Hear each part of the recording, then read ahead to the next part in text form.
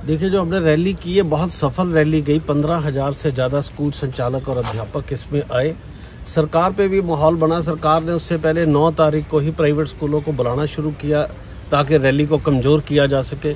बहुत चंद ही स्कूल उसमें गए और रैली में उसमें कोई रुकावट नहीं आई। तो एक आक्रोश रैली थी, महा आक्रोश रैली। तो जो लोगों में आक्रोश था वो दिखा कि अपने ही पैसों से लोग एक व्हाट्सएप कॉल पे और एक फोन कॉल पर 16 डिस्ट्रिक्टों में बारिश होने के बावजूद 15,000 की संख्या में वहां पर पहुंचे। और उसका मुख्य मुद्दा था जो सरकार सोच रही थी हम रैली कर शायद कुछ मांग रहे हैं। हम तो सरकार को बता रहे थे कि भाई आपने हमारा उधार देना है, हमारी कोई मांग नहीं है कि हम आपसे पैसे नहीं मांग रहे। हमने तो अपना उधार मांगा था कि 10 सालों का हमारा 10,000 करोड़ रुपए उधार तो चुका दो अब। लेकिन उनकी हालत ऐसी रही जैसे हमने तो अब उनको डिफाल्टर घोषित कर दिया कि वो पैसा दे नहीं सके। जैसे बैंक किसी को एनपी कर देता है तो हमारी तरफ से तो सरकार एमपी हो चुकी है कि 10 साल में हमारा ही पैसा नहीं दे चुकी है। और उनको लगा, जनता को शायद लग रहा था कि हम कुछ मांग रहे। अरे भाई, हमारा तो सरकार ने पैसा देना था, हम वो मांग रहे थे। तो सरकार देने में असमर्थ रही।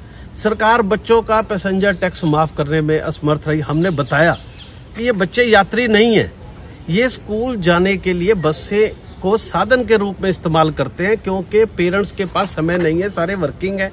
बाजारों में इतना रश है कि कोई भी अपने बच्चों को साइकिल में नहीं भेज सकता। पैदल तो बच्चे जा ही नहीं सकते क्योंकि बहुत किलोमीटर दूर स्कूल है।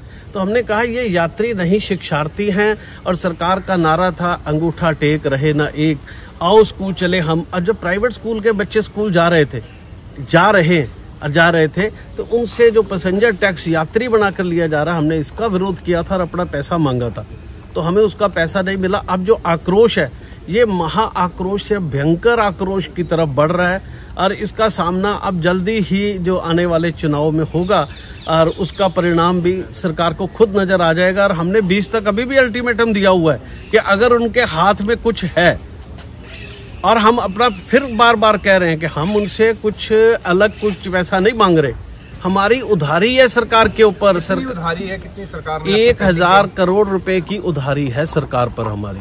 और जो सरकार ने जनता को ये बेवकूफ बनाया है कि हमने पैसे दे दिए, ये उसके खिलाफ भी रैली थी ताकि जनता को भी पता लगे।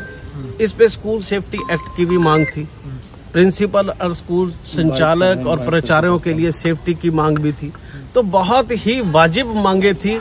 अगर सरकार ऐसी मांगों की तरफ ध्यान नहीं देती और जिन बातों के लिए जनप्रतिनिधियों को चुना जाता है तो मुझे लगता है कि भी वो वहां पर असफल साबित हुए जनप्रतिनिधि बनकर। द्वारा हमसे जुड़े रहने के लिए हमारे YouTube चैनल को सब्सक्राइब करें और नई वीडियो की नोटिफिकेशन के लिए बेल आइकॉन को दबाएं। अगर आप ये वीडियो Facebook पर देख रहे हैं तो लाइक जरूर करें और ज्यादा से ज्यादा शेयर करें। धन्यवाद।